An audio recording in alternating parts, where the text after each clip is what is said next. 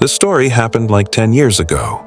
I grew up in a smallish house for the majority of my childhood.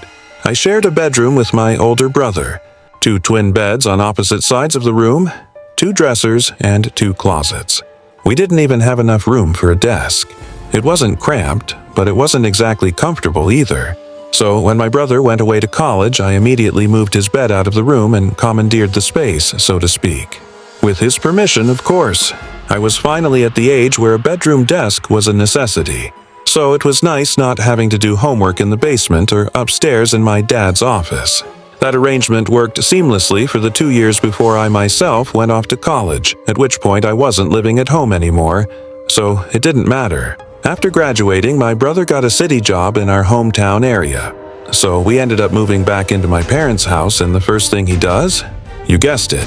Re-sees our bedroom that I had spent months of expended effort redesigning. I was a little irritated at first, but my parents contextualized it by saying I had basically done the same thing to him. So it was only fair. I couldn't argue with that, so I just accepted it. By the time I graduated, I had also found a city job.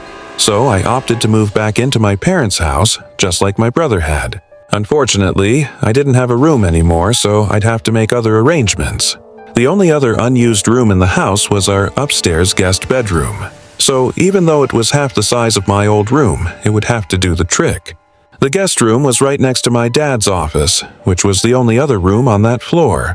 It was also directly above the garage, which meant every time someone clicked the garage door button, the whole floor would vibrate for the full 10 seconds it took the door to open. The room kind of overhangs the house slightly since it's on the corner, so there were 2 windows on intersecting walls, one overlooking the driveway and one overlooking one of the sides of the house. It wasn't ideal, but it was private and quiet most of the time. This particular incident happened on a Friday evening when I was home alone. My brother was in Baltimore for some work-related conference, and my parents were spending the night at our family's shore house like they did most summer weekends. I was coming off an absolutely grueling day at work, so I decided not to go out with any of my friends or even leave the house. I just wanted to order some food and call it an early night. It was around 11:30, and I was lying in bed reading a book, trying to unwind from the day. The house was completely quiet, which was kind of nice since it's usually pretty chaotic when everyone's home. That's when I heard the unmistakable sound of the garage door starting to rise, followed by that all-too-familiar vibrating of the floor that I'd gotten used to over the past few months. It took a few seconds for it to really hit me. None of my family members should have been home. My parents had specifically said that they were staying at the shore house until Sunday night, and my brother wasn't supposed to be back until Saturday afternoon. It took several seconds for that realization to fully sink in. But when it did, my heart started racing. I immediately jumped out of bed and looked out the window toward the driveway, but it was too dark to make out anything clearly. I could see that the garage door was open, but I couldn't tell if there was a car inside or who might have opened it without another thought. I rummaged through the closet until I found one of the baseball bats my parents had thrown in there for my younger days. As I was quietly walking down the stairs, I tried convincing myself that there was a logical explanation for the garage door opening. Maybe my parents had forgotten something and driven back. Maybe my brother's plans changed. Hell, maybe the door had glitched and opened on its own. When I got to the bottom of the stairs, right before turning the corner toward the main part of the house, I could hear faint voices. The voices were definitely coming from the other side of the house where all the bedrooms were. They were too quiet for me to make out what they were saying, but I could tell that there were at least 2 people talking.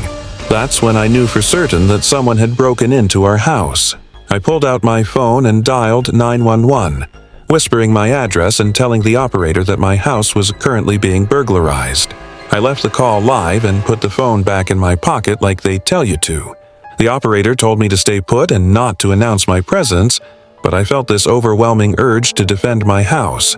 It was like I was being compelled by some invisible force to do something, rather than just hide and wait. So, against the operator's instruction, I decided that's exactly what I was going to do. I crept down the hallway toward the voices, clutching the baseball bat as tightly as I could.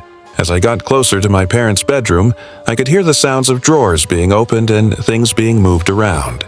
They were clearly searching for something valuable. I took a deep breath, knowing that what I was about to do was probably stupid, but unable to stop myself.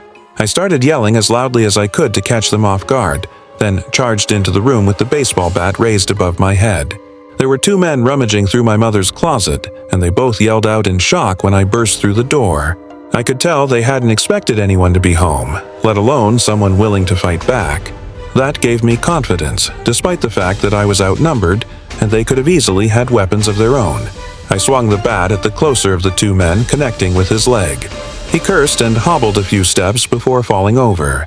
I turned to the other one, but before I could get a clean swing at him, he dropped his shoulder and tackled me before I could react. The two of us hit the ground hard, and I immediately realized that this guy was significantly larger and stronger than me. He wrestled the bat out of my hands without much effort, then got his hands around my throat and started choking me. I was fighting for my life, clawing at his hands and trying to get him off of me, when I saw the first guy crawling towards us. He had something in his hand that looked like a knife, and in that moment I realized I'd made a grave mistake by trying to play hero, a mistake that was going to cost me my life. I genuinely thought those might be the final moments of my life. I started accepting that I was going to die in my parents' bedroom, and all I could think about was how devastated my mom would be when she found out. But then, in the background, I heard the faint sound of police sirens approaching. The last thing I remember is the second guy picking up my baseball bat and swinging it at my head. Everything went black after that. When I woke up, someone was shaking me gently. I opened my eyes to see a police officer kneeling beside me, asking if I was okay. I was dazed and confused, and it took me several seconds to remember what had happened. I looked around the room and saw that the door connecting my parents' bedroom to the backyard was wide open. The intruders had clearly knocked me out and fled through the back when they heard the sirens. The officer told me to stay put and not to move too much in case I was concussed or had other injuries. I had a raging headache, but I was conscious and coherent, which seemed like a good sign. Once the paramedics confirmed that I was okay, I refused to go to the hospital despite their recommendations. I gave the officers a detailed account of what happened. They told me they were currently searching the neighborhood for suspects, but by the time they'd arrived, the men were already long gone. After the police finished their investigation and took some photos of the scene, I called my parents and brother to let them know what had happened. My parents yelled at me pretty harshly for being stupid enough to confront those guys, and I deserved it. Had I just done the smart thing and hid, there's a good chance the police would have been able to apprehend the perps. The men were never found, despite the police canvassing the neighborhood and following up on a few leads. My parents installed a comprehensive security system the moment they got back from the shore house, complete with cameras, motion sensors, lights, the whole nine. The days after the break-in, something kept bothering me about the whole situation. All the doors to my house were locked that night, and the only way to open the garage door was through a little button in my car that my dad had programmed to be a wireless switch. There was no way anyone would just stumble upon it. Whoever had broken in that night had known me or my family well enough to know where that button was.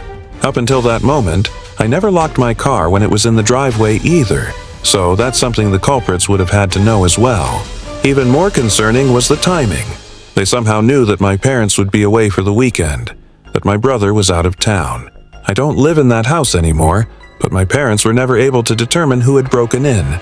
It was actually something that made my dad really paranoid for a long time, since he too thought that whoever had broken in was close to the family in some way. I'm not going to go as far as to say that night changed me forever or anything cliché like that. But I will say one thing. Life before and after you've accepted you're going to die are two very different things. I can still remember that feeling of thinking it was the end for me. It just felt so dissociating. Nothing can replicate that feeling. This happened about 6 months ago, and I'm still shaken up by how calculated and personal the whole thing was. I had recently moved back to my hometown to help care for my aging mother, who lives about 20 minutes away from me. I found this small duplex that was perfect for my situation, close enough to get to her quickly if needed, but far enough that I still had my own space and independence. My mom has been having some health issues lately. Nothing life-threatening, but she's had a few minor falls around the house and she's stubborn about accepting help. I'd been trying to convince her to get one of those medical alert systems, but she insists she doesn't need one and that I'm just being overprotective. It's been a constant source of stress for me, especially knowing that she's alone most of the time. On this particular evening, I was just settling in for the night. It was around 9 p.m., and I was on the couch watching TV when my phone rang. The caller ID showed a local number that I didn't recognize, but since I was still relatively new to the area, I figured it might be important and answered.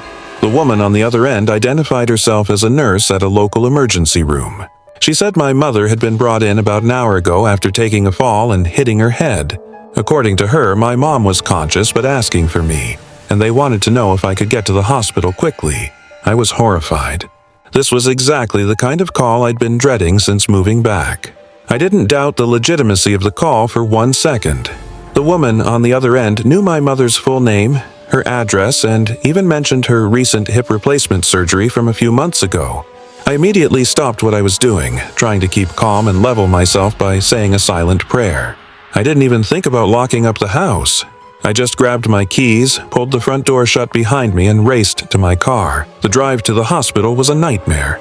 I kept running through scenarios in my head, and only a few of them were remotely good. When I got to the ER, I rushed up to the reception desk and told them I was there for my mother. I gave them her name and said I'd received a call about her fall. The nurse looked confused and checked her computer, then told me there was no record of anyone by that name being admitted or treated that evening. I insisted there had to be some mistake, since I had just gotten a call from someone claiming to be a nurse there. The receptionist was sympathetic but firm. They had no record of my mother being brought in, and they suggested I try calling her directly to make sure she was okay. So that's what I did. I stepped outside and called my mom's landline, and she answered. She said she'd been sleeping and wanted to know why I was calling so late. I didn't want to scare her, so I just said I was checking up on her and told her to go back to bed. And that's when the heart-sinking realization hit me. This had been a setup. Someone had deliberately given me false information to get me out of my house. I jumped back in my car, furious that I'd been tricked so easily. When I pulled into my driveway, the front door was still closed, just like I'd left it. For a moment, I thought maybe I was being paranoid and nothing had happened. But the moment I stepped inside, I knew I'd been robbed. The house had been completely ransacked. My TV was gone, along with my laptop and a small jewelry collection I kept in my bedroom. But as I looked around, more carefully, I realized the thieves had taken some really strange things too. Family photos had been removed from their frames. Not the frames themselves, just the actual photos. My prescription bottles from the bathroom medicine cabinet had been emptied and taken. It was insane. They had taken things that had relatively little monetary value, yet huge sentimental value to me. It was sadistic. I'm telling you, there's no reason a thief would ever take family photos. There just isn't. I called the police immediately, but I was already feeling defeated at that point. Deep down, I knew the thieves were long gone and there was nothing I could do about it. I told the police everything. I remember the phone call verbatim, and after hearing it, the police reached the same conclusion I had. Whoever had been on the other end had known things about my mother and I that no stranger could possibly know. For the life of me, I couldn't even come up with a list of people who would have that information, or even ways that someone could have gotten that information in the first place. The officers told me to feel free to call back whenever I had something concrete. Then they left. I was utterly baffled. Just imagine how unsettled you'd feel if some stranger knew enough about you to lure you out of your house. The theft itself was bad enough, but the fact that they targeted family photos and medical information suggested it wasn't just about quick cash. I couldn't shake the feeling that they were planning something longer term, possibly identity theft or some other scheme that required personal documentation. But over the next few weeks, nothing else happened. Even though my mother, quote, can't remember who she might have talked to about her personal info, I'm pretty confident that she's the source of the leak. She surprisingly has a lot of friends for a woman her age, and knowing her, she probably said too much to the wrong person. I've warned my mother about that very thing, and she's finally agreed to be more careful about who she gives personal information to. But I can't shake the feeling that we're still being watched by someone who knows way too much about our lives and isn't finished with whatever they're planning. Either way, I recently got a Ring camera, so hopefully that's enough of a deterrent. If anything else happens, I'll send an update. I'm a single guy in my early 30s, and I've been living alone for over a year now. It's a nice little place in a quiet neighborhood. Nothing fancy, but it's comfortable and the rent is reasonable. I've gotten into a good routine here and really feel like I'd made it my home. The incident happened on a Thursday night around 11:30. I was getting ready for bed when I heard aggressive pounding on my front door. Not knocking, but actual pounding, like someone was trying to break it down. I looked out the window but couldn't see much because of how poorly the porch light is positioned. Despite not being able to see who it was and the aggressiveness of the knocking, I'm a pretty buff guy, so I wasn't scared or anything, more so irritated and confused. I opened the front door, careful to keep the screen door shut as an added layer of protection. I'm not sure what I was expecting to see, but what I did see was surprising to say the least. There was this extremely agitated man standing there. He looked to be maybe a few years older than me. He was average height, had disheveled hair, and was wearing clothes that looked like they had been slept in multiple nights in a row. But what really caught my attention was how angry and unstable he seemed. His eyes were darting around and he was breathing heavily like he'd been running or was having some kind of panic attack. He was also pacing around like he couldn't keep his feet on the ground. Before I could even ask what he wanted, he started yelling that this was his house and demanding that I let him in. He said I was trespassing and that he was going to call the police if I didn't get out immediately. I thought he was either on drugs or having some kind of mental health crisis, or maybe a combination of the two. I tried to calm him down and explained that he had the wrong house, but he became even more agitated. That's when he started rattling off details about the house that made me freeze up. I don't even remember everything he said, but he knew several things about the house that you couldn't observe from outside. It details that only someone who had actually lived there would know. Like, for example, he knew that the door for the master bedroom is poorly designed and bangs into the toilet. He knew that the back door sticks and you have to lift it slightly while turning the doorknob. There was some other stuff too, but I really can't remember it all. I don't think I even said anything while he was talking.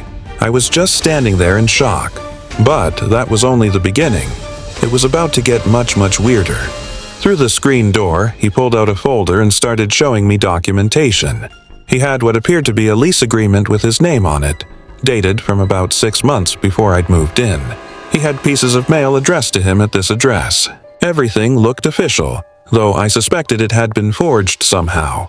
But the most unsettling part was when he pulled out his phone and started showing me photos. They were literal pictures of him inside my house, sitting on my current couch, watching TV, cooking in the kitchen, even lying down in what was now my bedroom. The photos looked recent and completely legitimate. They weren't obviously photoshopped or staged, and most of them weren't. Solo. They had other people in them, all of whom I'd never seen before.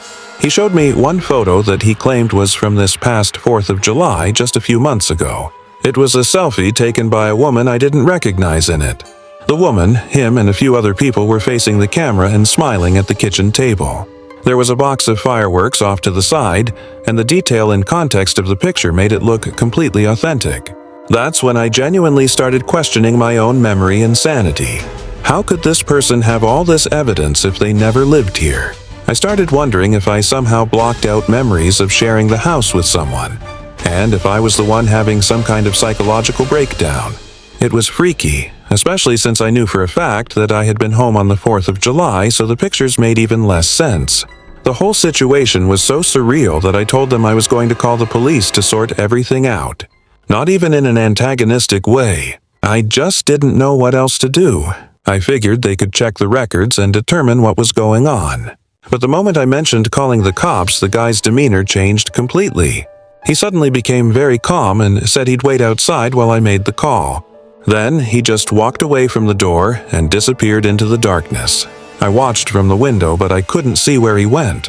When the police arrived about 10 minutes later, I explained the whole bizarre situation. They told me I should try reaching out to my landlord to get in contact with the previous tenants, and that I might get some answers that way. I had all the required documentation proving I was renting this house, but when I offered to show it to them, they waved it off. They said whoever had been on my doorstep was probably just going through a mental episode, and as long as they were gone, I should just carry on with my life. Then they left. I wasn't just going to sit there and be satisfied with that, though. Whether or not that guy had left still left the question of how in the world he had all that evidence. With my landlord's help, I was eventually able to get in contact with the previous tenants. I should mention that my landlord had no idea what had happened either, and said he didn't know that guy's description and had never rented to anyone like that. But anyway, the old tenants also had no idea who I was talking about. They said they'd never lived with anyone matching his description, and they lived in the house alone for 3 years before moving out. They were just as confused as I was about how this stranger could have such detailed knowledge of the house and apparently legitimate photos of himself inside of it. For the next 2 weeks, I was constantly on edge, but nothing happened, and I started to think that maybe it had just been some elaborate scam that had failed. But of course, that turned out to be mostly wishful thinking.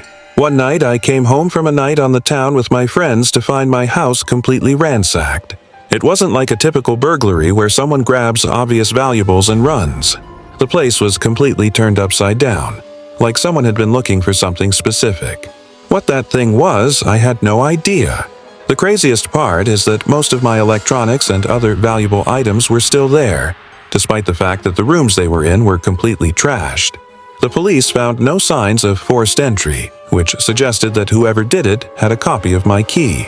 Given the timing and connection to the strange incident 2 weeks earlier, it seemed obvious that the same person was responsible. The police took things more seriously after that, and so did my landlord. He replaced all the locks in the house immediately and free of charge, and also installed additional security measures. The going theory, and the one, I believe, is that some crazy person really does believe he lives in my house and broke in to look for his personal belongings or something.